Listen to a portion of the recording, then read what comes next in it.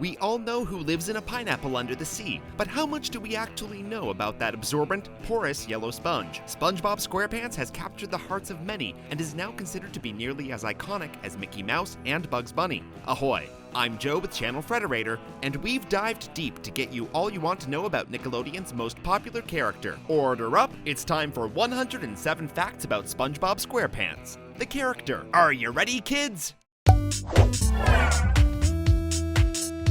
As mentioned in one of our previous 107s about the show, SpongeBob SquarePants was born on July 14th, 1986, meaning he's 30 years old at the time of this video. With that young spirit, who knew? This also means that when we first met SpongeBob in the show's premiere, he was only 12 years old. However, Steve Hillenburg, creator of the show, joked that SpongeBob is actually around 50 in Sponge years. He then went on to say that the character doesn't have a real age, he's just an adult. In SpongeBob's Truth or Square video game, he says his full name is SpongeBob Reginald SquarePants, but it's unclear whether this was a real answer as he gave it in a fake voice. And since it was in the video game versus the show, it might not be canon. Where did the name SquarePants come from? Well, it's simple. It's the silliest sounding name that a character can have, and the creator loved the idea of confused parents hearing their kids say that name eagerly. Originally, SpongeBob was supposed to be named SpongeBoy, but because a mop brand had already registered the term, they changed the name to avoid legal issues. SpongeBob is only about 0.04 tall. 0.04 what? We're not sure, but that's what it says on his revoked driver's license. Speaking of his measurements, SpongeBob's weight comes in at 1 ounce. All those holes must really help keep his figure light. In fact, fans have determined that SpongeBob has a total of 40 holes over his whole body, 12 on his front, 9 on his back, 4 on his bottom, and 5 on each of his other 3 sides. When Hillenburg first drew the character in 1989, he was a suave, round sponge that wore sunglasses and was simply named Bob the Sponge. By 1995, the character evolved into the dorky guy we came to know as SpongeBob SquarePants. SpongeBob is a very specific shade of yellow, which art director Nick Jennings selected. So, not banana yellow? While SpongeBob is technically a sea sponge, his rectangle shape is based on a kitchen sponge. You know, what you clean dishes with. Hillenburg felt that his round sponge designs were too blobby, so he went with something that's familiar and funny. Even though SpongeBob has a simple design, he's a bit tricky to animate because he's all front and back, meaning since his face is on his body, he can't exactly turn his neck to look backwards. The artists get around this by acting out the emotions of SpongeBob while they draw him. This helps them to understand what feeling they want to express and put it down on paper. Like we mentioned in a previous 107 about the show, the creators wanted SpongeBob to feel like an adult child, so they drew from inspirations such as Charlie Chaplin, Buster Keaton, Pee Wee Herman, and Laurel and Hardy. But it wasn't until they explored the potential of a nerdy, undersea Jerry Lewis that SpongeBob truly came to life. When it comes to writing SpongeBob, the writers keep in mind that this sponge gets excited about things that other people tend to ignore. For example, he's the type to get pumped about a napkin, but ignore an outdoor explosion. One of the writers, Sherm Cohen, explained that SpongeBob is never deceitful. There's no mean bone in his body. He stated that he's all innocence and childlike exuberance. The creators feel that adults enjoy SpongeBob because he reminds them to keep your kid nature in life. Anyone can grow up to be silly, or as some might find, annoying. In fact, Mr. Lawrence, Plankton's voice actor, believes that SpongeBob represents the American dream with his desire to become the best fry cook ever. He feels that SpongeBob has a utopian version of life in his mind's eye and won't ever abandon that view. The legendary Tom Kenny has always provided the voice of SpongeBob. He's not even sure if anyone else auditioned for the part since Hillenburg approached him with the idea. Tom Kenny actually compares SpongeBob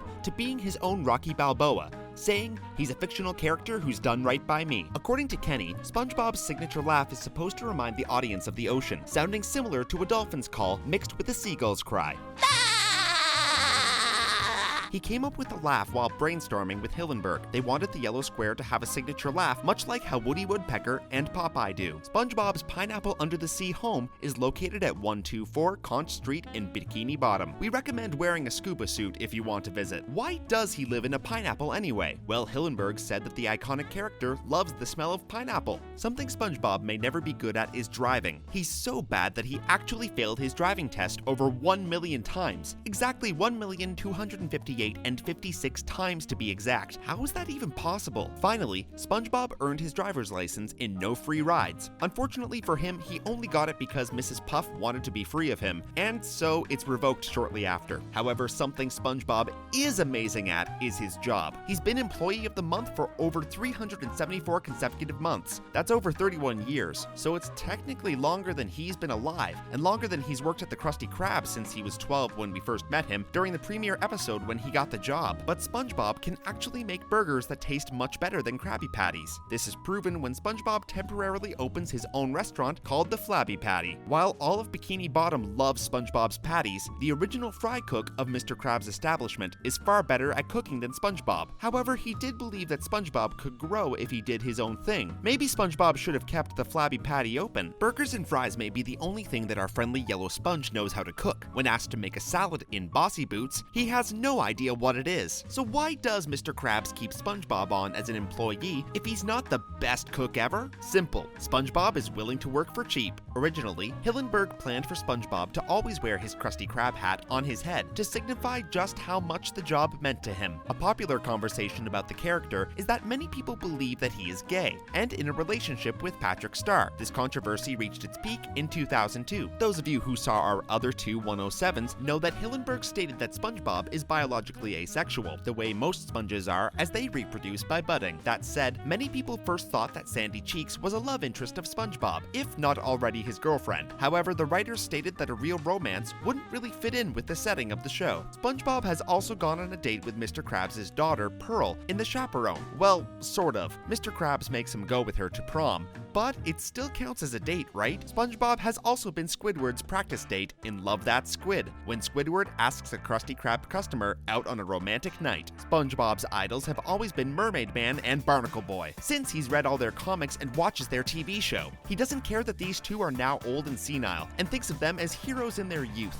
In fact, SpongeBob owns his own personal Mermaid Man and Barnacle Boy fan club membership card. It even states that he's a certified impersonator of the two. SpongeBob has a license specifically for crafting milkshakes. On it, we can see that he is Class D and qualified to make chocolate, vanilla, and strawberry flavors. SpongeBob is a big fan of karate, and though he's pretty clumsy otherwise, he's actually pretty good at the sport, though he's got nothing on Sandy. Another one of SpongeBob's hobbies is bubble blowing. He's so good at it that he can make shapes other people didn't even know bubbles could form. It's all thanks to his perfected bubble blowing technique. SpongeBob plays an instrument, the ukulele. While we first see him do this in Fun, Hillenburg wrote this trait into the original pitch Bible that he presented to Nickelodeon. In Band Geeks, SpongeBob is seen, learning how to play the drums, albeit unsuccessfully. However, when the band finally performs on stage, SpongeBob sings, showing how much mastery he has over his vocal cords. He's a darn good singer. SpongeBob and Patrick formed their own club where they listen to the advice of the magic conch shell. It seems that anyone else who owns a magic conch is immediately a member of the club, such as a park ranger in Kelp Forest. After Kevin the Sea Cucumber proved to be an ill-suited president of the Jelly Spotters, the top jellyfisher community, SpongeBob was invited to become the new president. However, he turned it down, realizing the joy in jellyfishing is just jellyfishing itself. Everyone knows that SpongeBob's favorite hobby is jellyfishing, but very few people know that Squidward actually invented the sport when he time traveled to the past in SB-129. Because of the time travel, one of the first jellyfishers alive was SpongeBob's ancestor, Primitive Sponge.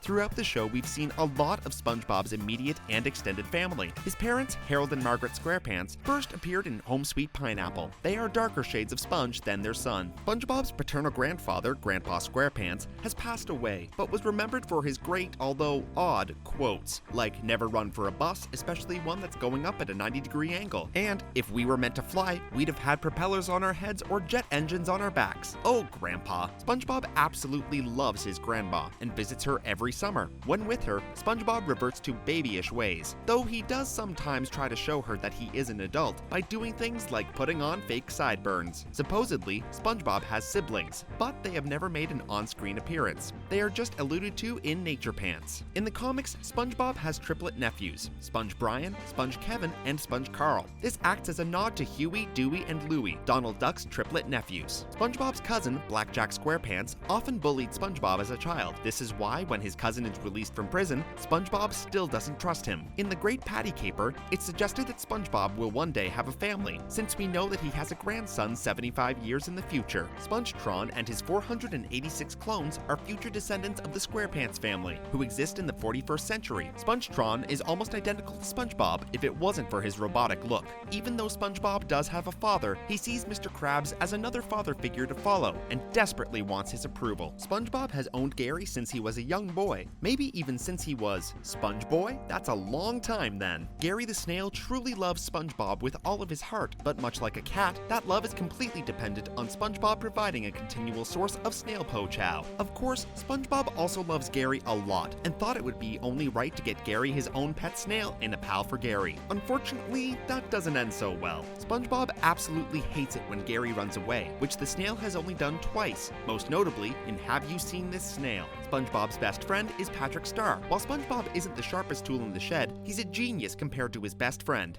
SpongeBob has half of a best friend's spring break heart tattoo on his bicep. Patrick has the other half. I didn't know you could tattoo a sponge. In You Don't Know Sponge, SpongeBob and Patrick took a quick friendship test that revealed many details about the duo. One thing we learned about SpongeBob from this episode is that a dolphin laughing is SpongeBob's favorite sound. Another thing we learned, and you may know this from our previous videos, is that SpongeBob's favorite color is beige. Guess that explains his pants. He is neither right nor left-handed. He's ambidextrous. He can even grow multiple arms. Apparently, this is also why he's such a great cook. SpongeBob's belly button is an outie. Wait, sponges have belly buttons? If you watched our other 107s about the show, you'll know that SpongeBob's favorite ice cream flavor is nice, simple vanilla, and his favorite food is, of course, a Krabby Patty. Whose isn't? Patrick thinks SpongeBob is triangle-shaped, but SpongeBob Triangle Pants just doesn't sound the same. That said, he also doesn't know if SpongeBob is a boy or a girl. Oh, Patrick. In the episode Your Shoes Untied, we learned that SpongeBob was born with shoes on, or at least he's been wearing shoes since before he was born. How does that even work?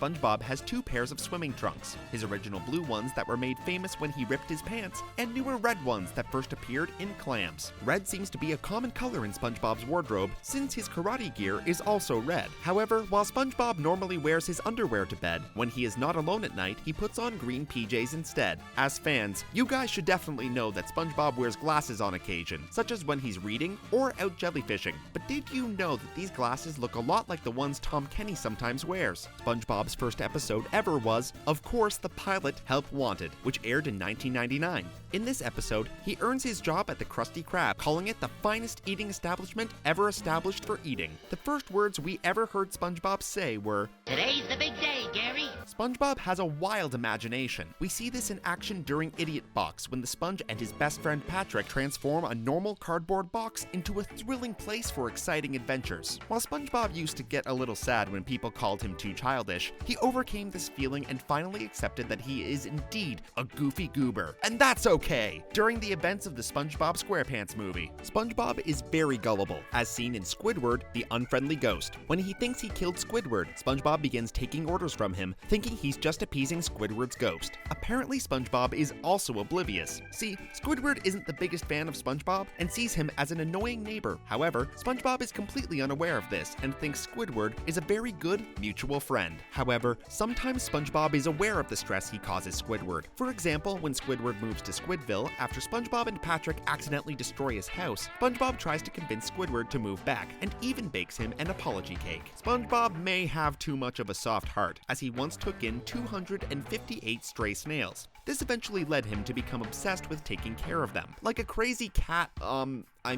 crazy snail lady. At one point, our favorite yellow sponge stayed up for a total of 1,032 hours when the Krusty Krab was open 24/7 for 43 consecutive days. This resulted in SpongeBob having a serious nervous breakdown, since no one can work that much without it taking a toll on you. In this same episode, SpongeBob goes to a psychiatrist who ends up being Plankton in disguise, after the meltdown makes him terrified of Krabby Patties. Luckily, Plankton cures him, on accident. Unfortunately for poor for Plankton, even SpongeBob is among the many who believe that Plankton will never achieve his evil dreams. Ouch. When the most optimistic guy in town doesn't even believe in you, that's rough. Fans got to see SpongeBob in an unusual shape during Not Normal. In this episode, he takes the shape of an oval with no holes. And you know what? It definitely didn't feel normal. We finally got to see SpongeBob in 3D during the Christmas special in 2012, animated by Screen Novelties. Mark Caballero was tasked with designing this 3D version of the famous character, and he really wanted SpongeBob to feel like SpongeBob. To do this, the team used flexible cushion foam that had a yellow hue. Though SpongeBob is super absorbent, there is one thing he can't absorb: cement. He definitely learned that the hard way after taking a dare from a cement mixer driver. SpongeBob recommends living underwater to stay hydrated.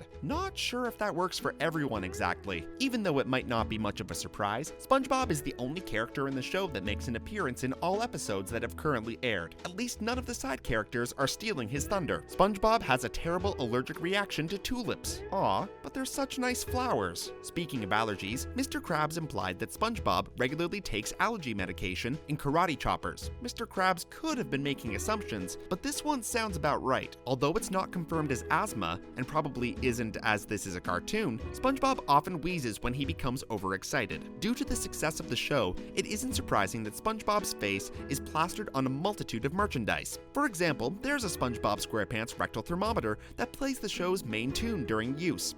Think I'm gonna pass on that one. Speaking of weird SpongeBob products, Tom Kenny was made aware that the yellow SpongeBob tampons exist in the world during an interview with Den of Geek. SpongeBob has also been, transformed into a real-life drivable car by Toyota. They created the vehicle in a partnership with Nickelodeon by using their 2014 Highlander model and plastering the character's face on the exterior, while giving it a yellow interior, the car of every fan's dream. In a Fairly Odd Parents episode titled App Trap, there's a kid who looks a lot like a humanized SpongeBob. In the Grim Adventures of Billy and Mandy, one of the monsters in the episode, Be Afraid, Be Very Afraid, looks a lot like SpongeBob. That is, if he was aqua-colored with devil horns. Stewie from Family Guy has a SpongeBob SquarePants toy that is green. Sure, the color's off, but that's still him. SpongeBob has made several appearances on The Simpsons, but an obvious one is in The Wife Aquatic, when you can see a model of the character above a display that reads The Science of SpongeBob. In The Cleveland Show, Cleveland has a banana-shaped plushie that bears a striking resemblance to SpongeBob. When Leela gets her own show on Futurama, her producer references SpongeBob SquarePants, Nickelodeon's robotic mascot that looks an awful lot like someone with a similar name. In Sesame Street, Telemonster states that Triangle Bob Triangle Pants is his favorite show. We even see a humanoid triangle version of SpongeBob who says, "Are you ready, kids?" Maybe Patrick watches the show too. SpongeBob has his own personal verified Twitter account. He posts regularly and sometimes even retweets his undersea friends. Check it out. Once again, I'm Joe, and thanks for watching 107 Facts About SpongeBob SquarePants. What's your favorite thing about the silly sponge? Did we leave anything out? Comment below and let us know. Don't forget to click the bell icon to become part of the notification squad. We have videos dropping every day, so make sure to subscribe to Channel Frederator, your cartoon central on the internet.